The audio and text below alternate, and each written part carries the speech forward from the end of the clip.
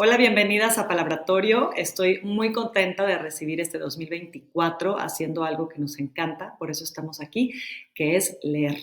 Este año me emociona muchísimo leer a los clásicos. Creo que siempre es un desafío leer a estas plumas que ya no están, que escribieron en una época tan distante a la nuestra y que sin embargo a mí me parece que los clásicos vienen a demostrarnos el propósito de la literatura y es la permanencia del alma humana. Es decir, a pesar de que las épocas han cambiado tanto y de que nos vamos a enfrentar a un lenguaje distinto, a temáticas muy diferentes de las que nos interesan, a longitudes pues muy grandes de los textos, al final vamos a ver que la búsqueda de ciertas interrogantes aún continúa y que no importa si es un texto del siglo XVI, del siglo XVIII, de principios del XX o del XIX, vemos que nuestras interrogantes acaban siendo las mismas. Entonces, el propósito de este curso, por supuesto, es que entendamos los significados que siguen teniendo los clásicos, pero también cómo nos arrojan significados de quiénes somos ahora, de qué es nuestra época, de qué nos interesa. Y bueno, yo creo que sobre todo a los clásicos hay que entenderlos, hay que estudiarlos, pero sobre todo hay que disfrutarlos, hay que gozarlos muchísimo y digamos pasar esa barrera que a veces tenemos con ellos, que también puede ser un miedo, y acercarnos como a cualquier otro texto de la modernidad. Entonces, bueno, bienvenidas de nuevo, vamos a sumergirnos en nuestra primera lectura del año.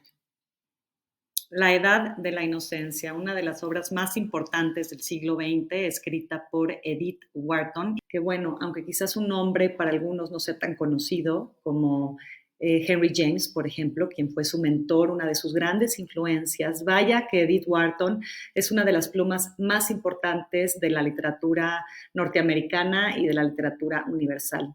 Es una mujer fascinante y quizás la primera pregunta que nos hacemos cuando nos enfrentamos a una mujer como ella es, ¿por qué una mujer que nace con una vida acomodada, rica, aristócrata, que podía viajar, que nació para casarse, porque ese era el destino de prácticamente toda mujer en esa época, ¿por qué se sienta a escribir?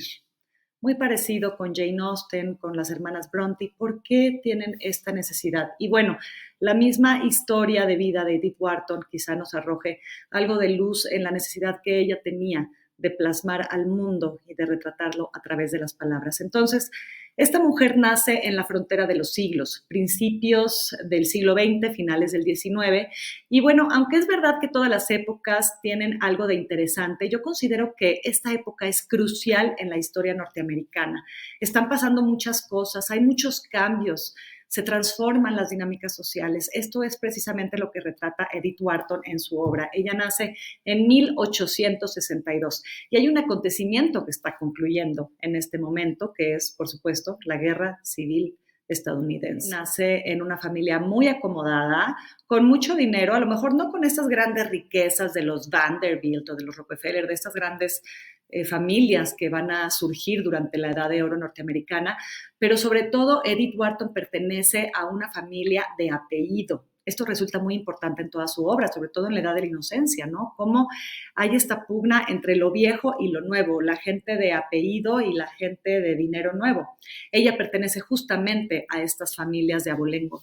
Y bueno, nace Edith Jones y justamente en esta época hay una frase que se acuña que se llama Keeping Up with the Jones, que significa como, bueno, hay que seguir el ritmo de lujo de los Jones. Y se cree que esta frase se atribuye a la familia de Edith Wharton. Edith Wharton nace Edith Jones y nace en esta familia importantísima que se mueve en los altos círculos aristocráticos, que tiene dinero debido a las bienes raíces y que, bueno, viaja mucho a Europa justamente porque no es que viva en la opulencia absoluta, sino que tienen épocas, la familia de Edith Wharton, en que su riqueza disminuye, así que pasan temporadas en Europa como para proteger su dinero y esta influencia europea va a ser crucial en la vida y obra de Edith Wharton, ¿no? Ella logra ver cómo el viejo continente maneja otras dinámicas, otras estéticas, incluso la forma de vestir, porque si algo es Edith Wharton, es una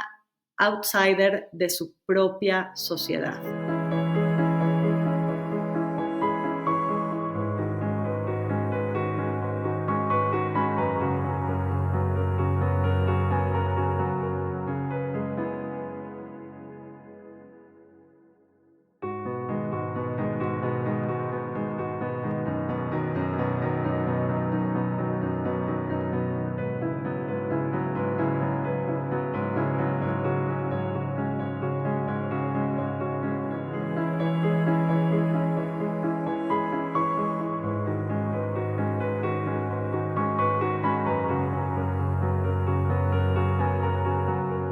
Entonces, bueno, Edith Wharton comienza a ser lectora muy joven, es verdad, pero también comienza a escribir muy joven. De hecho, ella publica un poema a los 15 años, que bueno, no es de su autoría, es una traducción, pero igual, traducir es una forma de escribir. Y ella logra publicar a los 15 años una traducción de un poema. Claro que lo publica con un seudónimo, porque en esta época pues ser intelectual no era muy bien visto, así que lo publica con un seudónimo que es un amigo de su papá. Pero más adelante, como les contaba, el papá la ayuda a publicar sus poemas. A los 17 años los publica en una revista literaria y bueno, a los 23 hace una pausa en su incipiente apenas carrera literaria. ¿Por qué? Pues porque se casa a los 23 años, que de hecho Edith Wharton se casa ya grande. 23 años para casarte en esa época era muy grande. Y se casa con Edward Wharton, ¿no? Y es un matrimonio que, bueno, dura mucho tiempo, en realidad dura, me parece que 28 años. Se divorcia, ella se casa con 23 años y se divorcia con 51 años. Es decir, pasa bastante tiempo con su marido, adopta su apellido, se convierte en Edith Wharton y bueno, su esposo acaba siendo una persona con grandes problemas mentales, ¿no? Con grandes depresiones y de hecho acaba sus días en una institución mental. Edith Wharton entonces pone en pausa su escritura cuando se casa, pero más adelante la retoma. Y bueno, es una autora, me parece increíble que sea tan prolífica. Tiene muchísima obra. En realidad, ella logra escribir, publica su primera novela a los 40. Esto es interesante porque, bueno, ya la publica bastante grande. Sin embargo, ya antes había escrito cuentos, ensayos, revistas incluso de decoración. Era una mujer que parece que le interesaban muchos aspectos del mundo y esto es lo que la hace tan fascinante. Ella tiene al final de su vida 15 novelas publicadas, 7 noveletas, 85 cuentos, tiene poesía.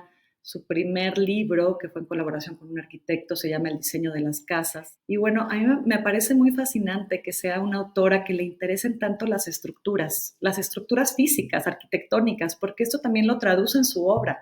También en su obra vemos los cimientos de una sociedad, los cimientos fuertes que sin embargo adentro tienen estructuras frágiles. Entonces, bueno, esto es un poco de la vida de Edith Wharton. Ella estuvo muy influenciada por autores previos a ella, como por ejemplo George Eliot, la novela Middlemarch, que de hecho aparece como uno de los textos que lee Newland Archer, el protagonista de La Edad de la Inocencia. Entonces, sí fue una mujer, creo, que parte de su época, pero adelantada a su época. Y es una de las cosas tan fascinantes que vamos a ver en estos autores clásicos, que son paradójicos, que son contradictorios, que no son autores blanco y negro. Edith Wharton, por ejemplo, era una mujer muy adelantada a su época en el aspecto de observar las dinámicas sociales, el peligro de los silencios, cuestionarse el poder, cuestionar la figura de la mujer, y al mismo tiempo era una mujer que, por ejemplo, votó en contra del sufragio femenino.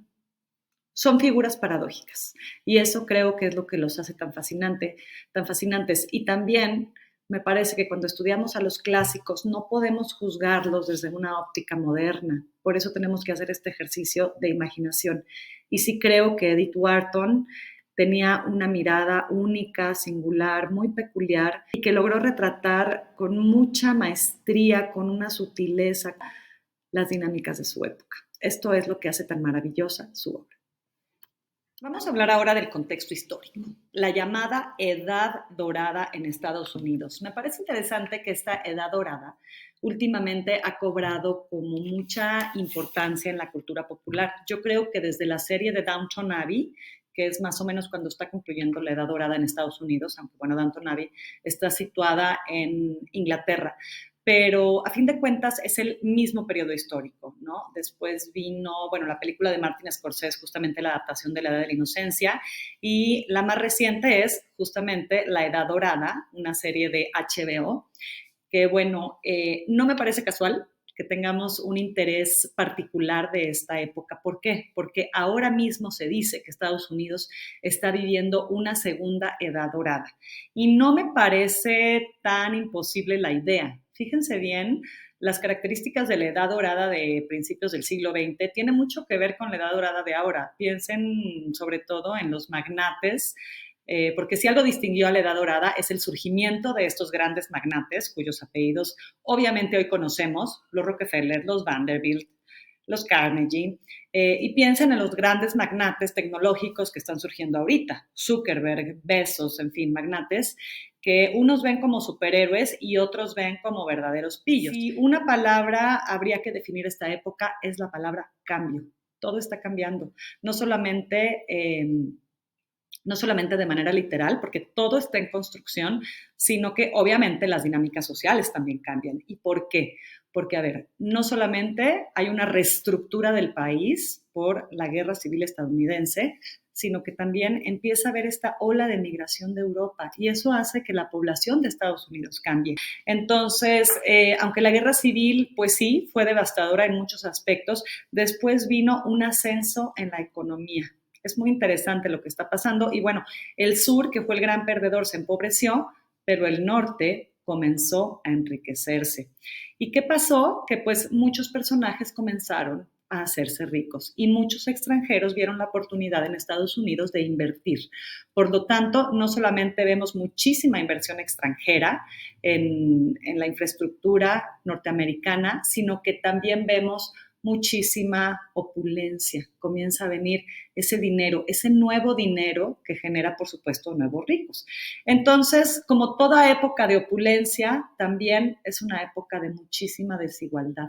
Nosotros podemos ver en la Edad de la Inocencia y en toda la obra de Wharton a esta gran aristocracia. Una de las cosas que le critican a Edith Wharton es que no retrata a las clases bajas y tampoco retrata a los afroamericanos, que por supuesto eran parte importantísima de la sociedad, eran la sociedad. Sin embargo, bueno, Edith Wharton no lo retrata, es una de las grandes críticas que se les hace a su obra.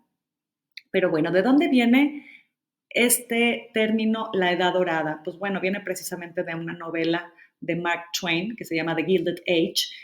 ¿Y qué significa? Pues así como la frase no todo lo que brilla es oro, quizás la Edad Dorada significa que todo lo que brilla y lo que parece oro esconde corrupción y suciedad. Y eso es lo que estaba ocurriendo en la Edad de Oro. Y eso es lo que Edith Wharton explora en su obra. Sí, hay muchos bailes, hay muchas óperas, hay muchos carruajes, vestidos suntuosos, la alta sociedad, y sin embargo, por debajo hay secretos, hay dolor, hay traiciones, hay sueños no cumplidos. Esto es lo que hace tan fascinante, tan interesante la obra de Edith Wharton. Ahora, ¿qué pasa? Que después de la guerra civil, como yo les decía, se viene experimentando este boom económico y esto tiene mucho que ver con la industrialización. Y la industrialización tiene forma sobre todo de dos cosas, de ferrocarriles, bueno, de cuatro, de ferrocarriles, de telégrafos y la explotación de recursos naturales, es decir, carbón y petróleo. Y por supuesto es una época de capital. Esta época se asocia, como les mencionaba anteriormente, a los grandes apellidos, a los grandes magnates, Rockefeller, Vanderbilt, Carnegie, JP Morgan, banqueros, ferrocarrileros, petroleros.